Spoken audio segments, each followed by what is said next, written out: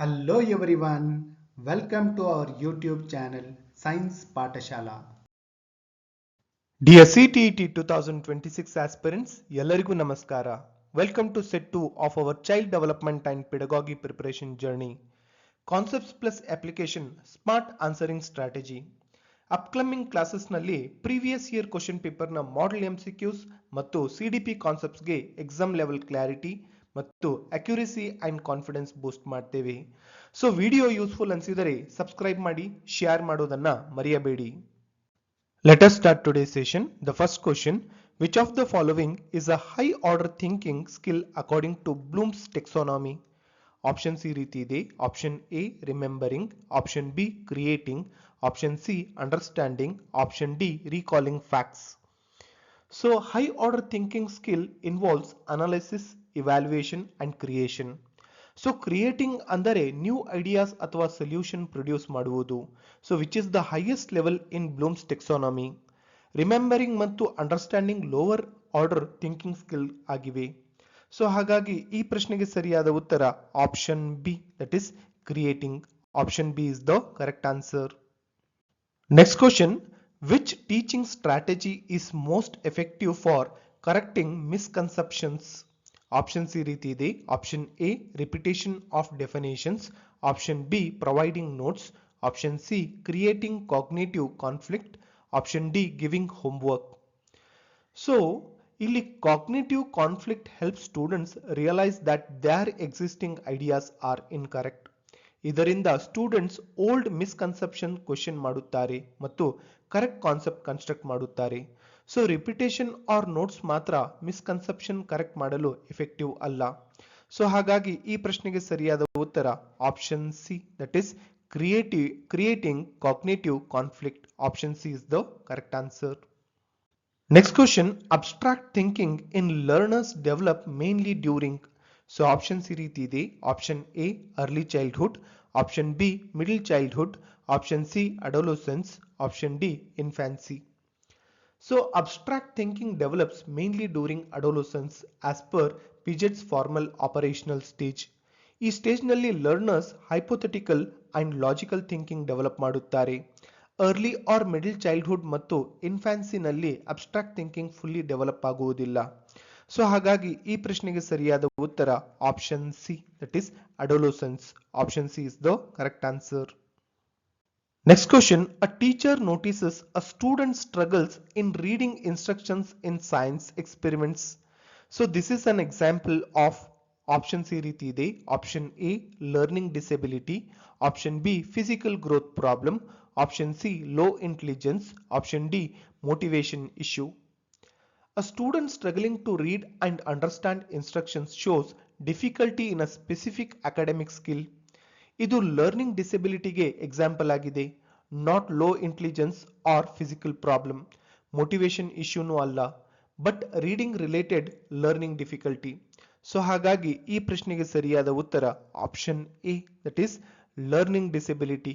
Option A is the correct answer. Next question, scaffolding in teaching involves. Option C ರೀತಿ ಇದೆ. Option A giving full help and not reducing it, option B gradually reducing support as students gain confidence, option C punishing wrong answers, option D ignoring students doubt. So scaffolding means providing support initially and slowly withdrawing it. Students confidence gain ಮಾಡಿದಂತೆ teacher support gradually reduce ಮಾಡುತ್ತಾರೆ. Punishment, ignoring doubts or giving full help always scaffolding concept ಅಲ್ಲ. So ಹಾಗಾಗಿ ಈ ಪ್ರಶ್ನೆಗೆ ಸರಿಯಾದ ಉತ್ತರ option B, that is gradually reducing support as students gain confidence. Option B is the correct answer. Next question, applying previously learned concept to a new situation is known as. Option C ರೀತಿ ಇದೆ. Option A rote learning, option be transfer of learning, option C trial and error, option D conditioning. So ಈ ಪ್ರಶ್ನೆಗೆ ಸರಿಯಾದ ಉತ್ತರ option B, that is transfer of learning. So transfer of learning means applying previously learn knowledge to a new situation. Learners old concept use ಮಾಡಿ new problem solve ಮಾಡುತ್ತಾರೆ. So rote learning, trial and error or conditioning concept application involve ಮಾಡಲ್ಲ. So ಹಾಗಾಗಿ ಈ ಪ್ರಶ್ನೆಗೆ ಸರಿಯಾದ ಉತ್ತರ option B, that is transfer of learning. Option B is the correct answer. Next question, universal design for learning UDL primarily emphasizes. So options ಈ ರೀತಿ ಇದೆ. Option A, same method for all learners. Option B, flexibility in teaching and assessment. Option C, rigid curriculum structure. Option D, teacher-centered instruction. So universal design for learning, that is UDL, focuses on providing flexible ways of teaching, learning and assessment. ಇದು learner differences consider ಮಾಡಿ multiple mean of representation, engagement and expression allow ಮಾಡುತ್ತದೆ. So same method, rigid curriculum or teacher centred instruction UDL principle ಅಲ್ಲ. So ಹಾಗಾಗಿ ಈ ಪ್ರಶ್ನೆಗೆ ಸರಿಯಾದ ಉತ್ತರ option B, that is flexibility in teaching and assessment. Option B is the correct answer. Next question, a teacher who encourages students to observe, ask questions and experiment follows. So options ಈ ರೀತಿ ಇದೆ. Option A, child centered approach. Option B, teacher centered approach. Option C, lecture method. Option D, punishment based method.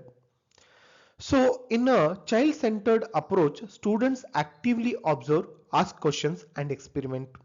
So ಈ approach ನಲ್ಲಿ learning process students around revolve ಆಗುತ್ತದೆ, not teacher only. So lecture or punishment based method active learning encourage ಮಾಡಲ್ಲ. So ಹಾಗಾಗಿ ಈ ಪ್ರಶ್ನೆಗೆ ಸರಿಯಾದ ಉತ್ತರ option A, that is child centred approach. Option A is the correct answer. Next question, a student correctly predicts the outcome of a simple chemical reaction without prior instructions. This shows. So options ಈ ರೀತಿ ಇದೆ. Option A, trial and error learning. Option B, insight learning. Option C, rote learning. Option D, operant conditioning. So insight learning occurs when a learner suddenly understands the solution without trial and error or instruction. So student prior understanding use ಮಾಡಿ reaction outcome predict ಮಾಡಿದ್ದಾನೆ, showing insight. So rote learning, operant conditioning or random trial and error ಅಲ್ಲ. So ಹಾಗಾಗಿ ಈ ಪ್ರಶ್ನೆಗೆ ಸರಿಯಾದ ಉತ್ತರ option B, that is insight learning. Option B is the correct answer. Next question, encouraging students to work in a pairs or groups in science class mainly develops. Options ಈ ರೀತಿ ಇದೆ. Option A, only memorisation skills. Option B, cooperative learning and social skills. Option C, individual competitiveness. Option D, physical development. So working in pairs or groups helps students learn cooperation and collaboration. ಇದರಿಂದ ಅವರು idea share ಮಾಡುತ್ತಾರೆ ಮತ್ತು team work develop ಆಗುತ್ತದೆ. Memorisation, competition ಅಥವಾ physical development main focus ಅಲ್ಲ. So ಹಾಗಾಗಿ ಈ ಪ್ರಶ್ನೆಗೆ ಸರಿಯಾದ ಉತ್ತರ option B, that is cooperative learning and social skills. Option B is the correct answer. Next question, a student who understands a concept better after discussing with peers in demonstrating learning through. So options ಈ ರೀತಿ ಇದೆ. Option A, conditioning. Option B, social interaction. Option C, trial and error. Option D, mechanical memorization. So learning improves when students discuss ideas and share thoughts with peers. So ಇದು social interaction ಮೂಲಕ learning ಆಗಿದೆ, where understanding becomes deeper. Conditioning, trial and error or mechanical memorisation discussion based learning ಅಲ್ಲ. So ಹಾಗಾಗಿ ಈ ಪ್ರಶ್ನೆಗೆ ಸರಿಯಾದ ಉತ್ತರ option B, that is social interaction. Option B is the correct answer. Next question, which tool is most suitable for assessing process skills? ಇಲ್ಲಿ options ಈ ರೀತಿ ಇದೆ. Option A, unit test. Option B, observation check list. Option C, essay test. Option D, oral examination. So process skills include observing, experimenting, measuring and recording steps.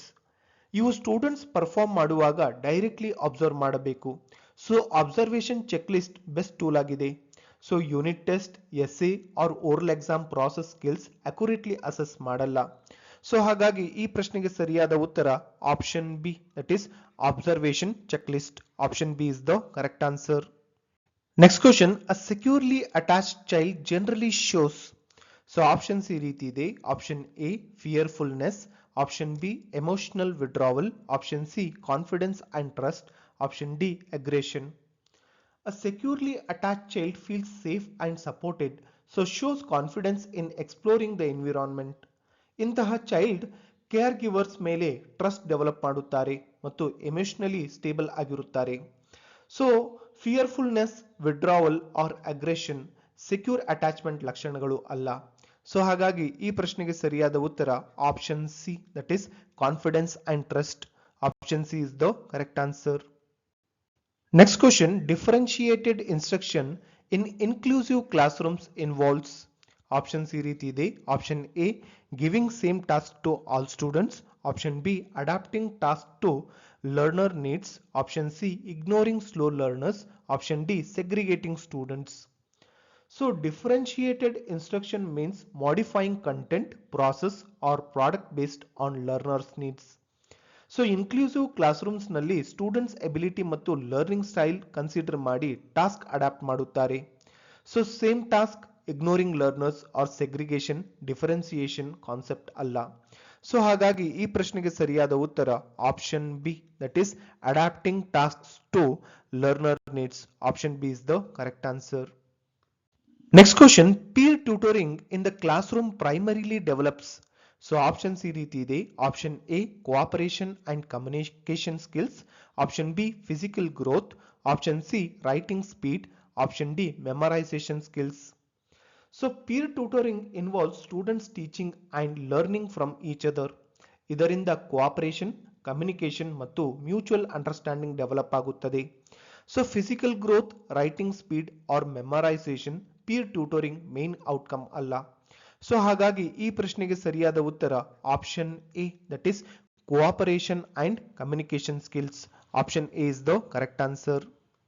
Next question, excessive use of rewards May reduce intrinsic motivation due to. Options ಈ ರೀತಿ ಇದೆ. Option A, readiness. Option B, over justification effect. Option C, reinforcement. Option D, transfer. So when external rewards are given excessively, students may lose internal interest in the activity. So ಇದನ್ನು over justification effect ಅಂತ ಕರೀತಾರೆ, where intrinsic motivation decrease ಆಗುತ್ತದೆ. Readiness, reinforcement R transfer ಈ concept explain ಮಾಡಲ್ಲ. So ಹಾಗಾಗಿ ಈ ಪ್ರಶ್ನೆಗೆ ಸರಿಯಾದ ಉತ್ತರ option B, that is over justification effect. Option B is the correct answer. Next question, extrinsic motivation refers to. Options ಈ ರೀತಿ ಇದೆ. Option A, motivation from rewards or recognition. Option B, curiosity driven learning. Option C, self satisfaction. Option D, peer support. So extrinsic motivation means learning or working because of external rewards like marks, prizes, praise or recognition. ಇಲ್ಲಿ motivation outside source ಇಂದ ಬರುತ್ತದೆ, not from inner interest. Curiosity, self-satisfaction and interest are examples of intrinsic motivation, not extrinsic. So ಹಾಗಾಗಿ ಈ ಪ್ರಶ್ನೆಗೆ ಸರಿಯಾದ ಉತ್ತರ option A, that is motivation from rewards or recognition. Option A is the correct answer. Next question, using visual aids and hands on activities for diverse learners reflects. So options ಈ ರೀತಿ ಇದೆ. Option A, remedial teaching. Option B, differentiated instruction. Option C, rote learning. Option D, conditioning. So using visual aids and hands-on activities helps address different learning styles and ability. ಇದು learners diversity consider ಮಾಡಿ teaching adapt ಮಾಡುವ differentiated instruction example ಆಗಿದೆ. So remedial teaching, rote learning or conditioning ಈ approach ಅಲ್ಲ. So ಹಾಗಾಗಿ ಈ ಪ್ರಶ್ನೆಗೆ ಸರಿಯಾದ ಉತ್ತರ option B, that is differentiated instruction. Option B is the correct answer. Next question, learning is most effective when. Options ಈ ರೀತಿ ಇದೆ. Option A, external rewards are consistently provided to ensure performance. Option B, mild fear and examination pressure are used to maintain discipline. Option C, learners are internally motivated and find personal meaning in learning. Option D, strict control in exercise to minimize errors. So learning most effective ಆಗುವುದು learners internally motivated ಇದ್ದಾಗ. So ಮತ್ತು ಲರ್ನಿಂಗ್ಗೆ personal meaning ಕಂಡುಕೊಂಡಾಗ. Intrinsic motivation interest, curiosity ಮತ್ತು deep understanding ಹೆಚ್ಚಿಸುತ್ತದೆ. So strict control fear ಅಥವಾ only external rewards surface learning ಮಾತ್ರ ಕೊಡುತ್ತದೆ. ಹಾಗಾಗಿ ಈ ಪ್ರಶ್ನೆಗೆ ಸರಿಯಾದ ಉತ್ತರ ಏನು?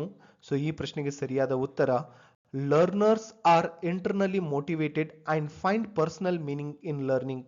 So option C is the correct answer. Next question, which ability reflects metacognitive awareness in learners?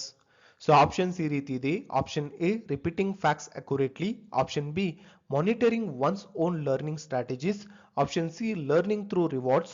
Option D, memorizing answers.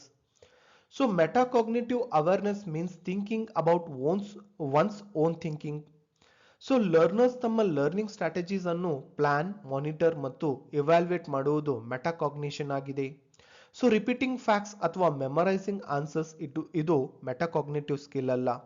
So ಹಾಗಾಗಿ ಈ ಪ್ರಶ್ನೆಗೆ ಸರಿಯಾದ ಉತ್ತರ option B, that is monitoring one's own learning strategies. Option B is the correct answer.